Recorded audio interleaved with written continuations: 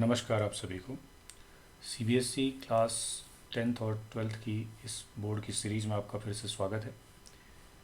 इससे पहले वीडियोस में हमने क्लास 10th के लिए सैम्पल पेपर्स डिस्कस किए थे। तो अगर आपने अभी तक वो वीडियोस देखी हैं तो बहुत अच्छी बात है, अगर नहीं देखी हैं तो वो आप ज़रूर जाकर देखें।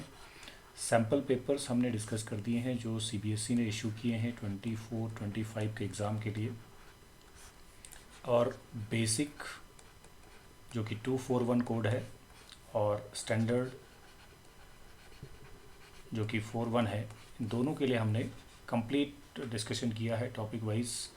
और जो क्वेश्चन पेपर में क्वेश्चंस हैं उनका डिस्कशन विद द कॉन्सेप्ट्स किया हुआ है।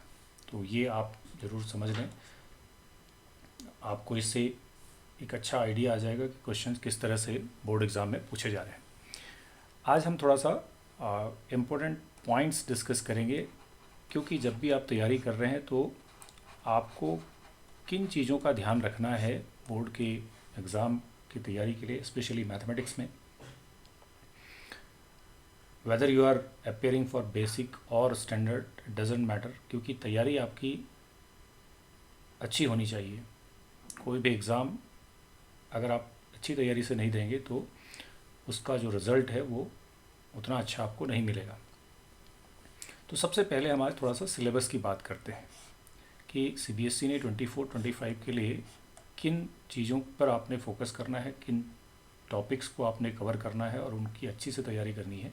तो ये जैसा कि आप देख पा रहे हैं, ये सीबीएसई की जो एकेडमिक साइट है वहाँ पर ये अवेलेबल है। अगर आपके पास ये अवेलेबल है, पहले से देखा हुआ तो बहुत अच्छी बात है, नहीं है तो आप इसको डाउनलोड करें। मैं भी मेरे वीडियो के साथ में लिंक में इसको शेयर करूँगा आपको। तो ये हमारे पास है। सबसे पहले तो आपका 9th क्लास का रहता है, तो 9th को अभी हम नहीं देखते हैं। 9th में भी यूनिट वाइज किस तरह से डिस्ट्रीब्यूशन है मार्क्स का, वो पूरा डिटेल इसमें गिवन है।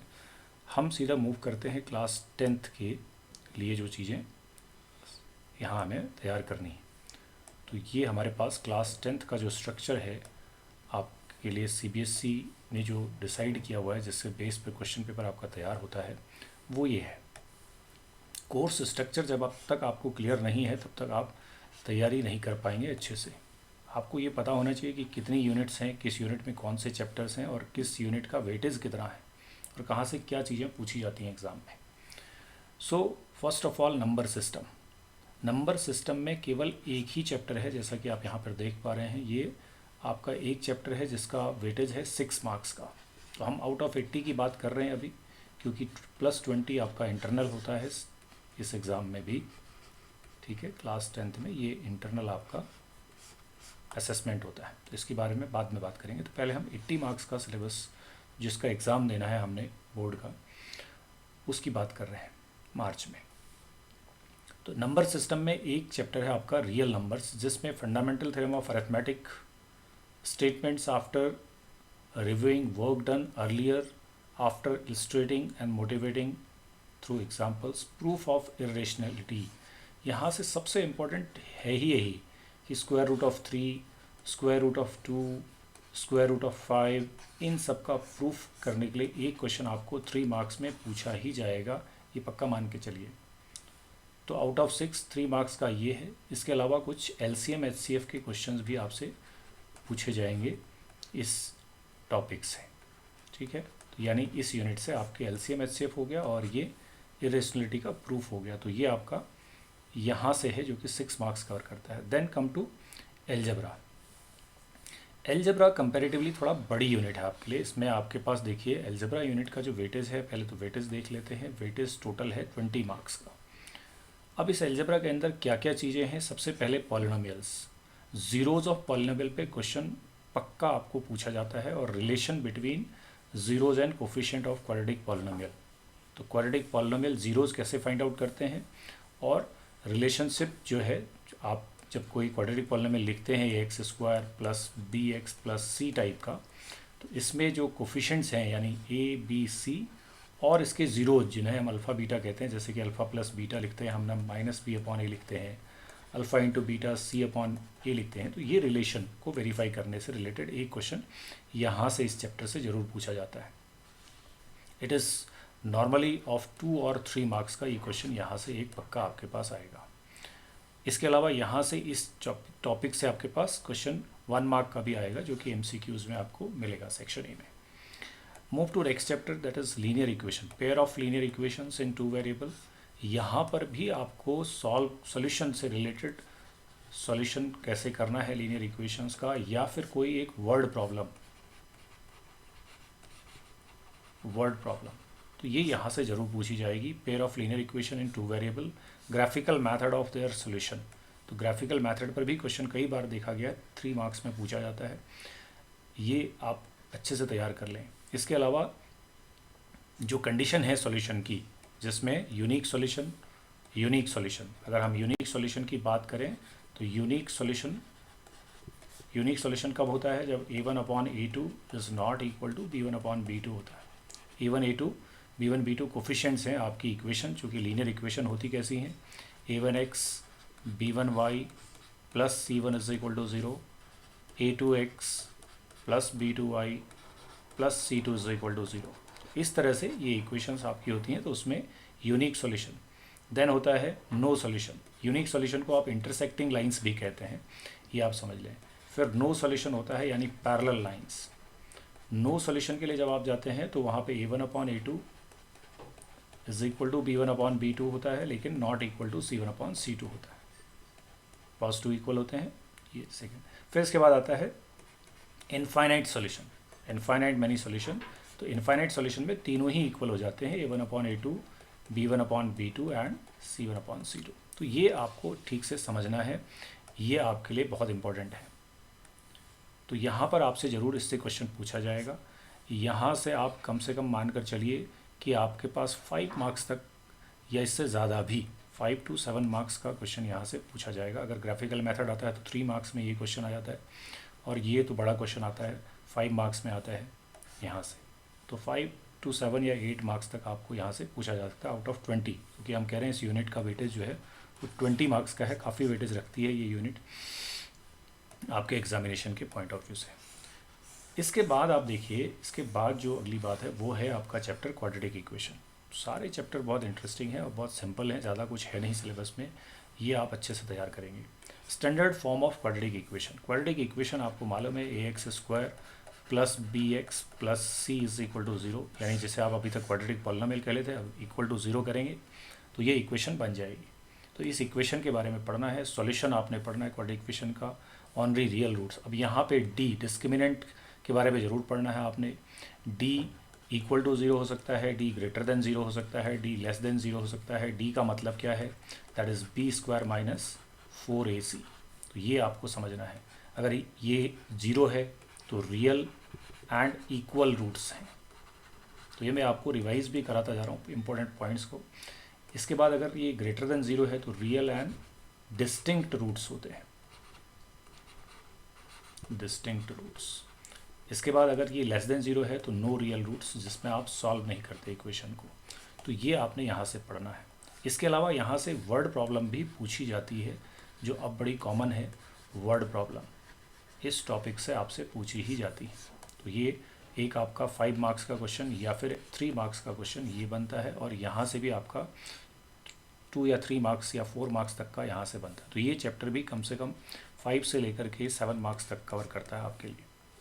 तो ये आपका ये चैप्टर हो गया क्वाड्रेटिक इक्वेशन। अब देखिए इसके बाद फर्स्ट चैप्टर हो गया, सेकंड चैप्टर हो गया, थर्ड। अभी यूनिट चल रही है हमारी अलजेब्रा, ओके। इसके बाद नेक्स्ट जो 4th चैप्टर है, लास्ट चैप्टर इस यूनिट का अलजेब्रा का, वो है आपका अरिथमेटिक प्रोग्रेशन। तो अरिथमेटिक प्रोग्रेशन जो है, यानी 4 चैप्टर इस यूनिट में है आपके। 4 चैप्टर्स में से ये लास्ट चैप्टर है एपी।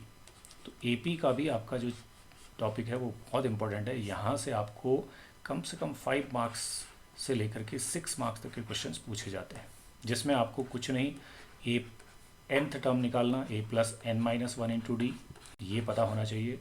Sn निकालने का फॉर्मूला होना चाहिए n/2 2a plus n-1 into D, ये यहाँ से। या फिर Sn निकालने के लिए आप n/2 a प्लस an भी कर सकते हैं लास्ट टर्म। तो इस तरह से ये आपको यहाँ से और यहाँ से केस बेस्ड क्वेश्चन भी आपको अक्सर पूछा जाता है, तो 4 मार्क्स का तो पक्का यहाँ से केस बेस्ड बनता है, उसके अलावा 2-3 मार्क्स का, तो ये भी कम से कम 4 से लेकर के 5 मार्क्स तक आप यहाँ से एक्सपेक्ट कर सकते हैं।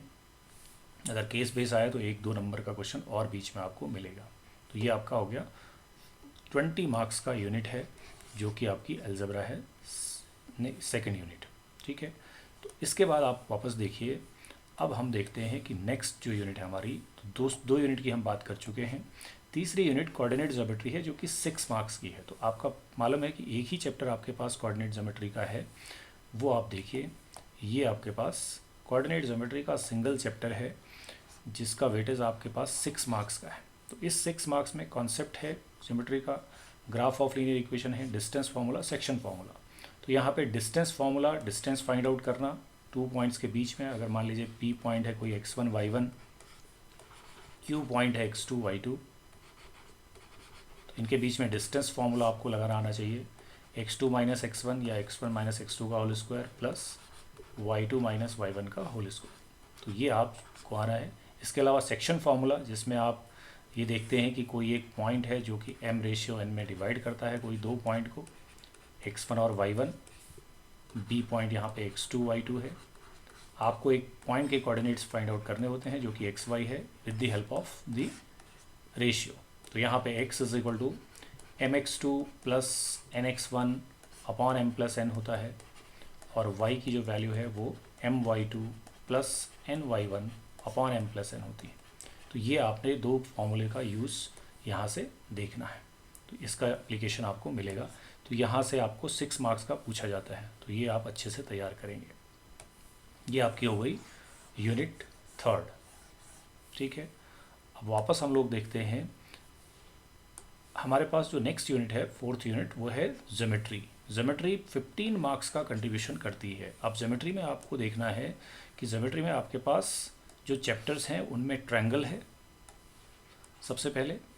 ठीक है, ये 15 मार्क्स का कंट्रीब्यूशन कर रही है, तो ये भी काफ़ी अच्छा खासा वेटेज है, जिसमें आपको बीपीटी, ये तो आप मानकर चलिए कि ये आपका एक तरह से लगभग आप मान लीजिए 100% ही है, ऐसा मैं कह सकता हूँ कि ये क्वेश्चन तो आपको पूछा ही जाता है, डायरेक्ट या इनडायरेक्ट।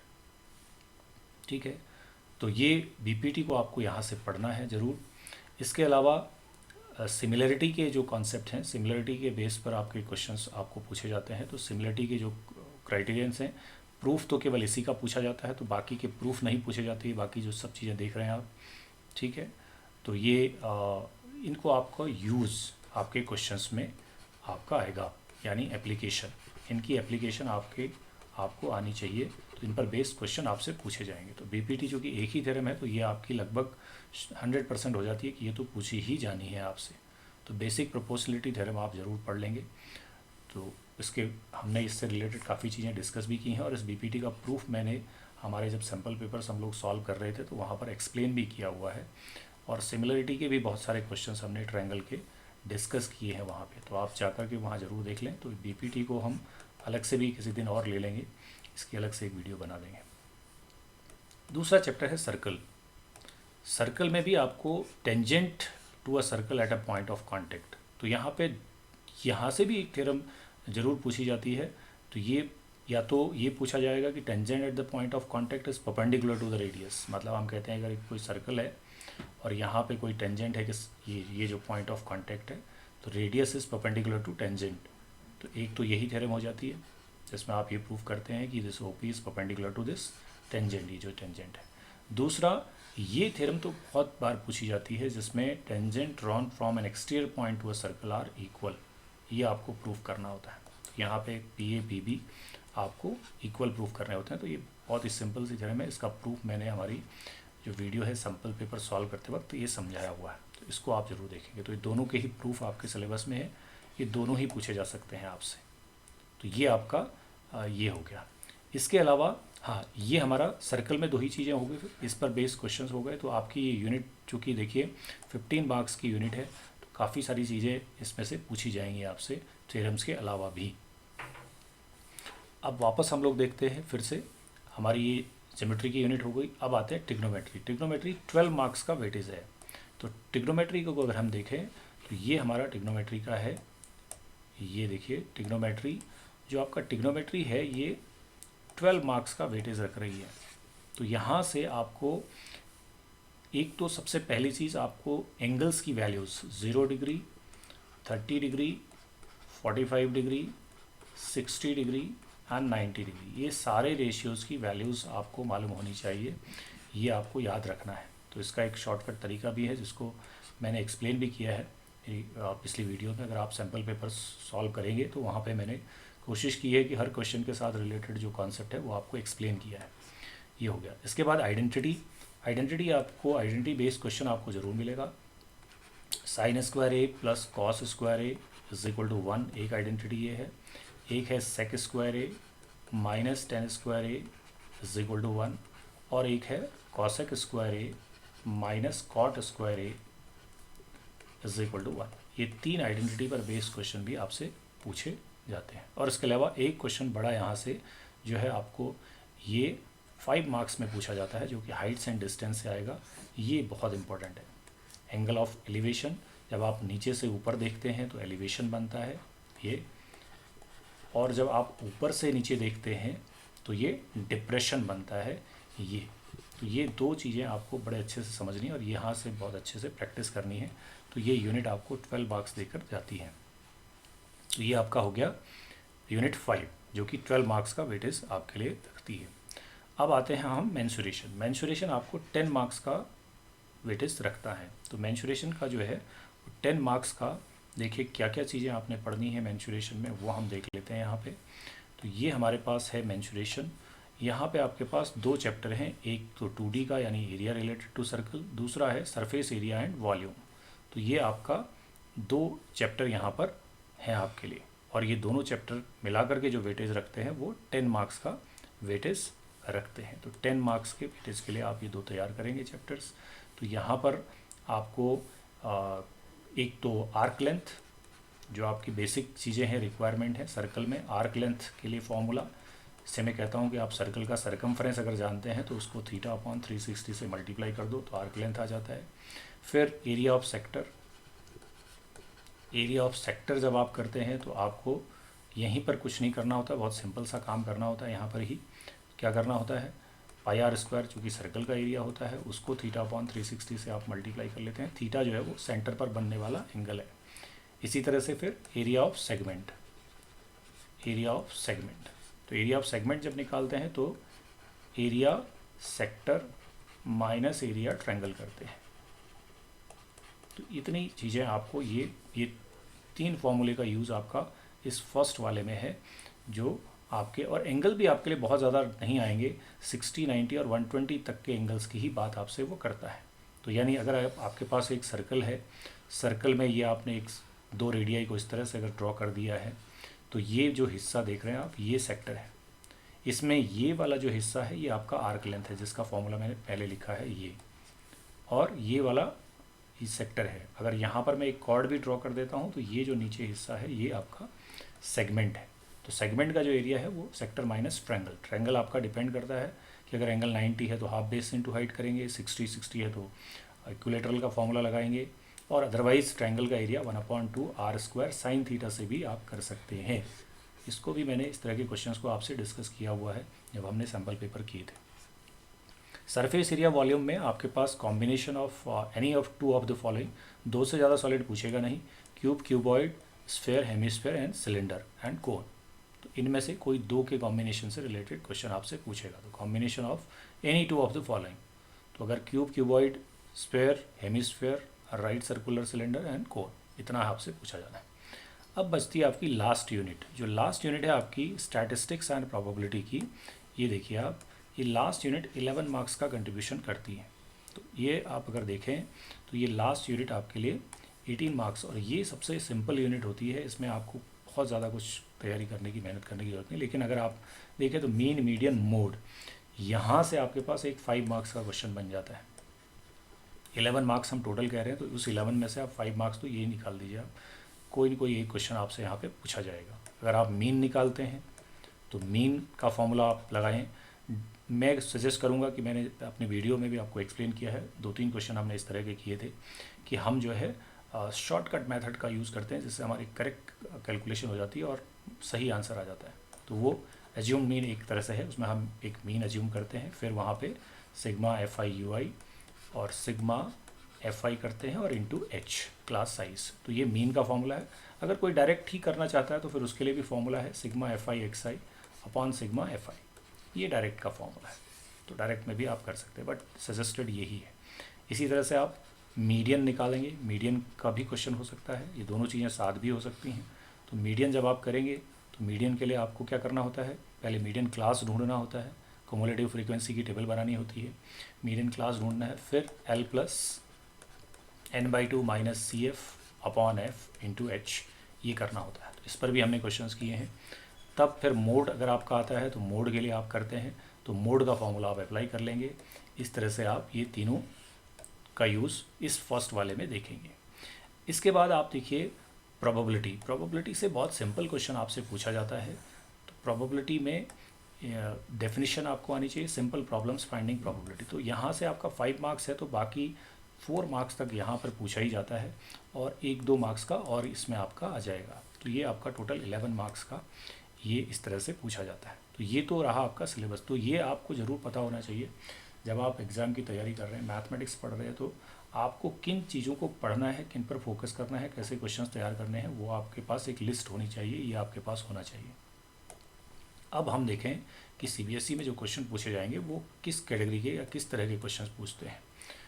अब चूँकि 2 तरह के पेपर्स हैं, अगर आप देखें तो ये क्वेश्चन पेपर का डिज़ाइन है जो सीबीएसई ने डाला हुआ। अगर स्टैंडर्ड का एग्ज़ाम आप दे रहे हैं, मैथमेटिक्स स्टैंडर्ड, अब फ़र्क क्या होता है, चीज़ें सब एक जैसा ही पढ़ रहे हैं, सारा सिलेबस सबके लिए एक जैसा है, बट पेपर 2 अलग अलग हैं। तो किस तरह का पेपर का डिज़ाइन है, तो यहाँ आप देखिए, यहाँ से आपको पता चलता है कि आप अगर स्टैंडर्ड हैं तो आपको इसको देखना है, इसके हिसाब से आपके क्वेश्चंस आएंगे। Remembering and understanding based questions जो है 43 मार्क्स के आएंगे, यानी 54% स्टैंडर्ड के पेपर में। अप्लाई करना है किसी नई सिचुएशन में, आपने जो पढ़ रखा है, जो नॉलेज आपने गेन की है, जो आप फॉर्मूले जानते हैं, तो उसको अप्लाई करने वाले 19 मार्क्स के आपसे पूछे जाएंगे। इसके अलावा और थोड़ा डिफ़िकल्टी जो लेवल बढ़ता है, जिसमें एनालाइजिंग, इवेलुएटिंग एंड क्रिएटिंग, तो ये 18 मार्क्स का थोड़ा हायर ऑर्डर के क्वेश्चंस होते हैं। तो 18 मार्क्स के हायर ऑर्डर के क्वेश्चन होंगे, तो टोटल ये 80 मार्क्स है। तो 43 मार्क्स नॉर्मल क्वेश्चंस हैं जो सिंपल आपकी रिमेंबरिंग और अंडरस्टैंडिंग पर बेस्ड हैं। फिर 90 मार्क्स आपको जो सीखा है वो नॉलेज अप्लाई करना है। जैसे आप क्वाड्रेटिक इक्वेशन जानते हैं सॉल्व करना, लेकिन उसको एक सिचुएशन में, एक वर्ड प्रॉब्लम में कैसे आप इक्वेशन बना करके सॉल्व करेंगे, वो एक सिचुएशनल प्रॉब्लम होगी, तो वहाँ पे अप्लाई करने की बात होगी। तो ये आपका टोटल 80 मार्क्स का स्टैंडर्ड के लिए ये डिज़ाइन है पेपर का। तो इसी पर आपका पेपर बनेगा। इसी तरह से अगर हम बेसिक का देखें तो बेसिक में क्या चेंज आ जाता है वो आपको मैं दिखाता हूँ। अगर आप बेसिक का एग्ज़ाम दे रहे हैं, बेसिक आपने ऑप्ट किया है, चीज़ें वही पढ़ रहे हैं आप भी जो स्टैंडर्ड वाले ने पढ़ी हैं, बट आपके पेपर में आप देखिए remembering and understanding base 60 marks आ जाता है, जो कि वहाँ पे 43 ही था। तो आप ये देखिए कि 17 मार्क्स एक्स्ट्रा यहाँ पे, यानी रिमेंबरिंग और अंडरस्टैंडिंग पे ज़्यादा क्वेश्चंस पूछेंगे।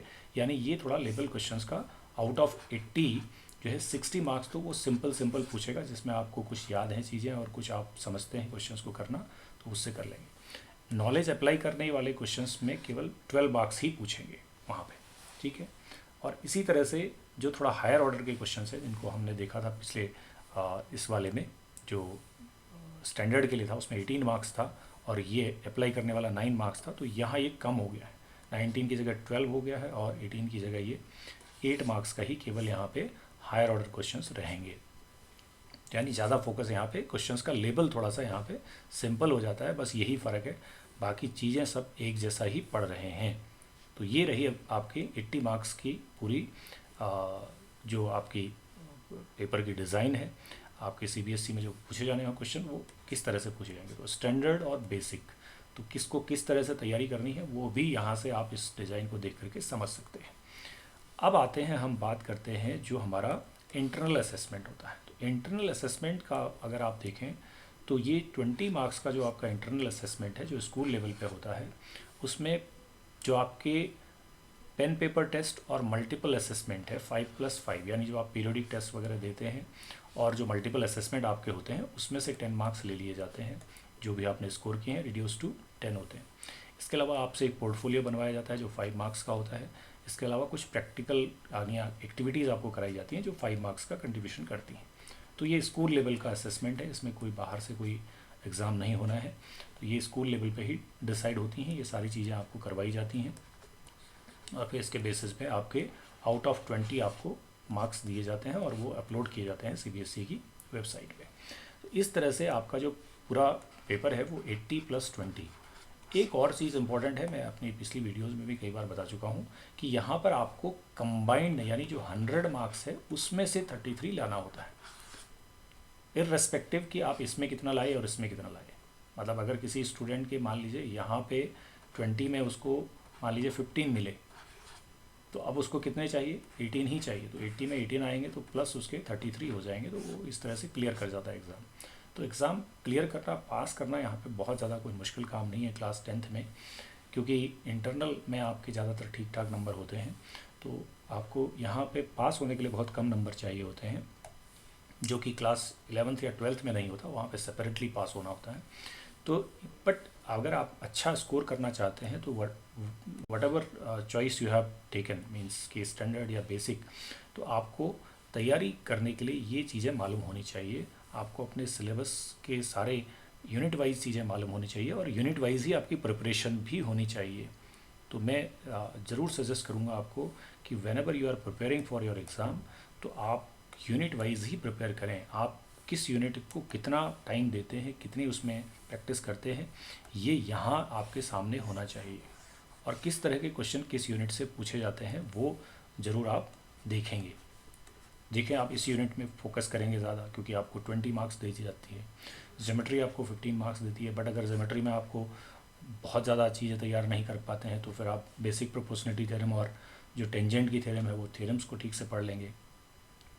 मेंसुरेशन में है, प्रोबेबिलिटी में मीन मीडियन मोड है। तो आपका प्रेफरेंस आप डिसाइड करेंगे कि आपको कौन से टॉपिक में आसानी होती है, तो उसको आप अलग से देखेंगे। बट यूनिट वाइज आपकी प्रिपरेशन होगी, कोई चैप्टर वाइज आपको मार्क्स यहाँ पे नहीं डिसाइडेड होते हैं, यूनिट वाइज मार्क्स डिसाइडेड होते हैं। तो ये तो रहा आपका सिलेबस की बात, ठीक है। इसके लिए मैं अब आपको क्या सजेस्ट करूँगा कि मैंने अपनी पिछली वीडियोज़ में भी आपको बोला है कि अब जो टाइम है आपका इस समय जो आपकी तैयारी होती है वो प्रैक्टिस होती है, पेपर्स की प्रैक्टिस आपको करनी होती है। तो अभी आपको क्या करना है कि ये सिलेबस यूनिट वाइज तो आपने रिवीजन करना है, ये सब चीज़ें आप पढ़ चुके हैं कई बार, लेकिन अब हम क्या करेंगे, अब हम प्रीवियस ईयर के बोर्ड पेपर्स को देखेंगे। प्रीवियस ईयर्स में भी ख़ास तौर पर बहुत पीछे नहीं जाना है हमने, क्योंकि सिलेबस CBSE का बार बार पैटर्न जो है पेपर का बदलता रहा है। लेकिन पिछले 2 साल आप देखें, अगर 23 में जो एग्ज़ाम हुआ वो और 2024 में जो एग्ज़ाम हुआ वो, तो इसके लिए आप जो है CBSE की वेबसाइट में जा कर के प्रीवियस ईयर के क्वेश्चन पेपर्स को डाउनलोड करेंगे और उनकी प्रैक्टिस करेंगे। तो ये आपके लिए बेस्ट रहेगा तरीका। तो मैं बताता हूँ कैसे करेंगे आप। अब देखिए, जब आप 23 में जाएंगे तो मैं आपको अभी बताऊंगा कि कहाँ से आप उस जगह पहुँचेंगे। तो यहाँ पे आपको स्टैंडर्ड के और बेसिक के 5 डिफरेंट सेट्स मिलेंगे, 5 डिफरेंट सेट्स। 5 सेट से मेरा मतलब है बिल्कुल डिफरेंट पेपर्स। मतलब वैसे तो आपको 15 पेपर्स मिलेंगे, क्योंकि हर जो पेपर है वो उसके 3 सेट्स होते हैं ABC, इसके भी 3 सेट्स होंगे। तो यहाँ 15 टोटल 30 पेपर्स मिल जाएंगे आपको दोनों मिला के। बट ये 30 पेपर्स में ज़्यादातर क्वेश्चन कॉमन होते हैं, बट ये 5 अगर आप देखेंगे पेपर्स, ये डिफरेंट होते हैं। तो 5 + 5 10, टोटल 10 क्वेश्चन पेपर आपको एक साल में मिल जाएंगे प्रैक्टिस करने के लिए, जिसमें स्टैंडर्ड प्लस बेसिक के 5 हैं। तो भले ही आप बेसिक के स्टूडेंट हैं तो भी आपको ये 10 के 10 पेपर्स को प्रैक्टिस करना चाहिए। स्टैंडर्ड के हैं तो फिर तो करना ही है, स्टैंडर्ड वाले को बेसिक के भी पेपर्स करने चाहिए, क्योंकि छोटी छोटी चीज़ें आपको वहाँ से पता चलती हैं। इसी तरह से यहाँ भी आपको इसी तरह से 10 क्वेश्चन पेपर्स मिलेंगे। तो टोटल 20 क्वेश्चन पेपर्स आपको मिल जाएंगे इस वेबसाइट में, और इनको आप सॉल्व करें, प्रैक्टिस करें। और उसके बाद CBSE वहाँ पर क्वेश्चन पेपर ही नहीं डालती है, वहाँ पे मार्किंग स्कीम्स भी मिल जाती है, यानी कैसे सॉल्व करना चाहिए, CBSE कैसा आंसर देखना चाहता है और किस तरह से मार्किंग करता है, तो वो भी आप वहाँ पर देख सकते हैं। तो उनकी आप सॉल्व करें, उसके बाद चेक करें कि आपने क्या सॉल्यूशन किया और कैसे वहाँ पे होना था। और ज़्यादा आप अगर कर सकते हैं तो इन दोनों सालों के कंपार्टमेंट एग्ज़ाम के पेपर्स भी सॉल्व कर सकते हैं। तो वो एक पेपर यहाँ मिलेगा, एक यहाँ मिलेगा, तो +2 और हो गए। अगर आप और ज़्यादा प्रैक्टिस कर सकते हैं तो 22 क्वेश्चन पेपर अगर आप प्रैक्टिस कर पाए एग्ज़ाम से पहले तो आपके अच्छे मार्क्स आना तय है, कोई आपको रोक नहीं सकता। तो यहाँ पे 90% बहुत कॉमन सी बात है। 100 भी मार्क्स आप स्कोर कर सकते हैं आउट ऑफ 100। तो ये डिपेंड करता है कि आप कितने क्वेश्चन पेपर्स को सीरियसली प्रैक्टिस कर सकते हैं। तो मैं केवल आपको क्या करूँगा अभी कि आपको वो जगह बताऊँगा कि कहाँ से आप ये पेपर्स को देख सकते हैं। तो कुछ नहीं करना, बहुत सिंपल सा काम आपने करना है।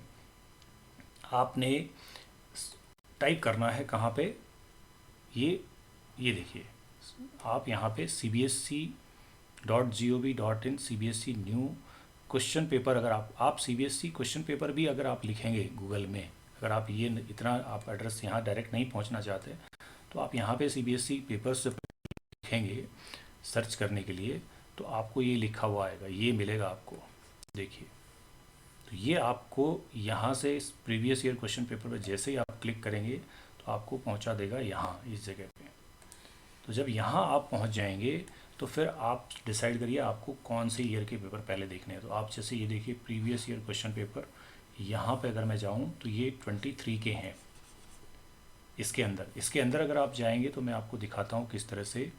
मैंने जैसे आपसे अभी कहा था, ये जब आप क्लिक करेंगे तो आपसे क्लास पूछेगा किस क्लास के चाहिए। फिर आप जब इसे ओपन करेंगे तो आपको सब्जेक्ट दिखाएगा इसमें।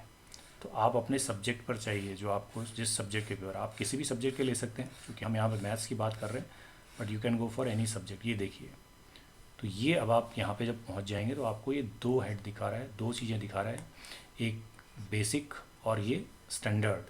तो बेसिक में जब आप डाउनलोड पे क्लिक करेंगे, इसके डाउनलोड पे, तो अब आपको यहाँ पे बहुत सारे पेपर्स एक साथ दे देगा, एक जिप फाइल में दे देगा, उसको एक्सट्रैक्ट कर लेंगे आप।